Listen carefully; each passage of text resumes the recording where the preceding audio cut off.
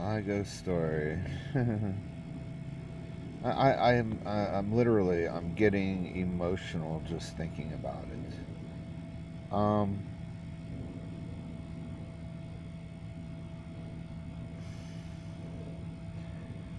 the fact that I really don't know whether people really believe me or not, but I'm gonna tell my story in the video again anyway. So back in February 2010, um, Todd, my ex boyfriend, and his friend were at the house at my apartment in Spokane, Washington, and they were out in the living room. They were listening to some heavy metal song. I'm not into heavy metal, so I couldn't tell you the name of it, but it was a heavy metal band, and I can't even tell you who it was.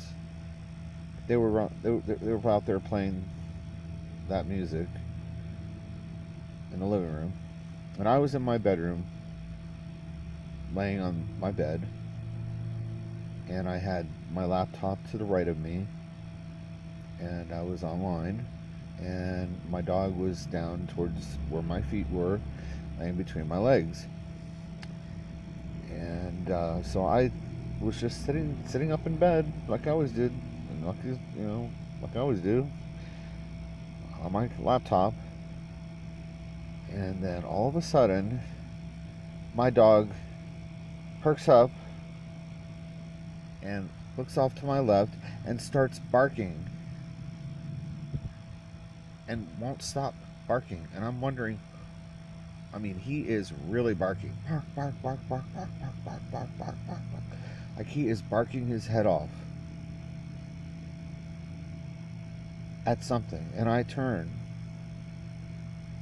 And the first thing I see when I turn to my left, so I'm facing this way looking at my laptop on the bed.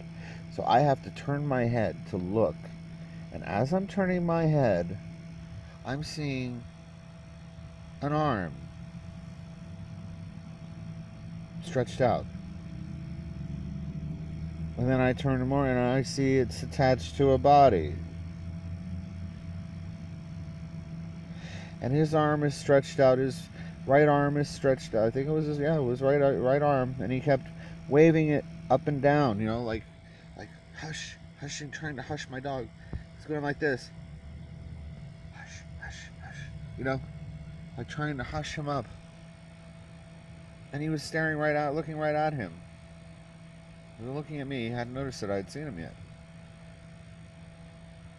But I turned and I looked, and I could see his arm stretched out, and he had his like part of his head was stuck in my lampshade in my nightstand, and in my nightstand, his body was in my nightstand, and his head came up to where the lampshade was, and he's standing inside the table, the nightstand table, his head in the lampshade. Part of it anyway. It's half in and half out. The lampshade.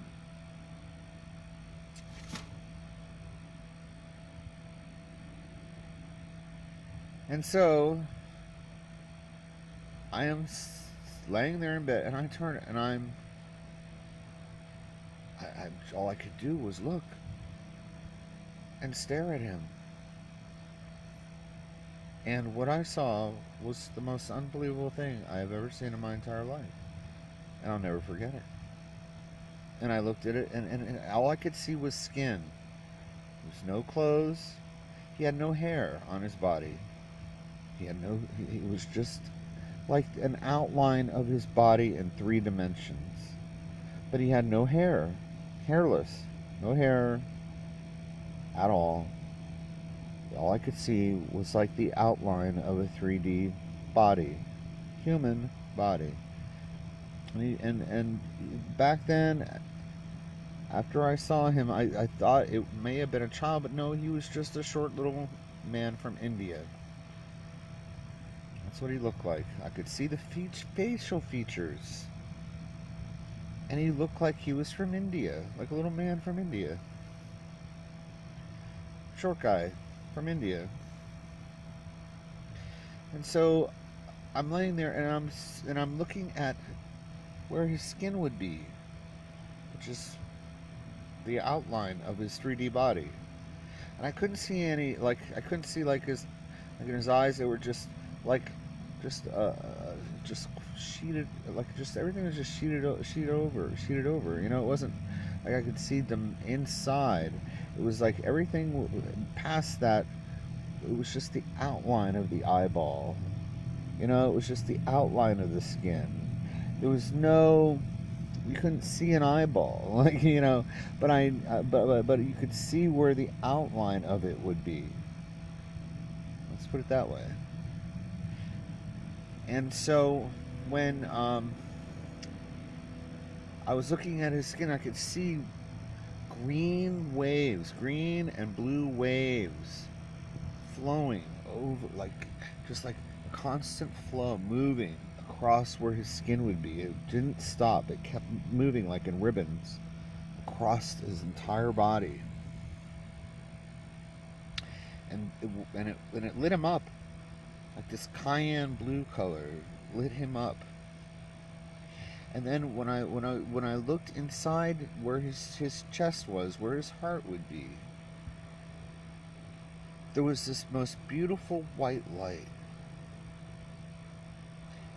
And that white light, I couldn't take my eyes off of it at one point because I was just so like, oh my gosh. Because around this white light there was a white mist, and it kept swirling around in different directions, but it just kept swirling and swirling and swirling and swirling around this beautiful white light, this mist. And I couldn't keep my eyes off of it for a while. It was because this whole experience only lasted maybe a couple of minutes, but it gave me a long enough time to get a really good look at him. And all I could see and I couldn't see any genitalia from where I was, so I couldn't even tell you if it had any or not. I could tell by his facial features that he was a male, and that's it. But he wasn't wearing any clothing.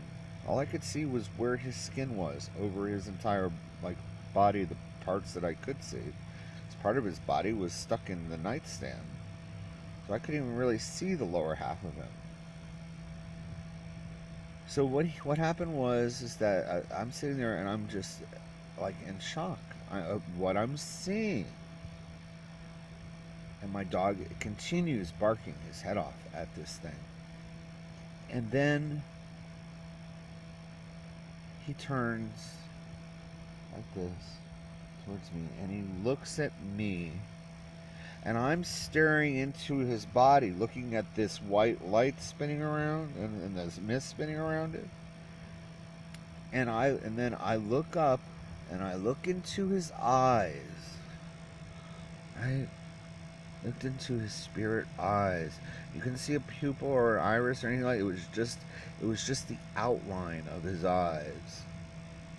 And he had no hair on his eyebrows, no hair on his face or his head, no hair at all. And he turned and he looked at me, and when we made eye contact, his jaw dropped, and he did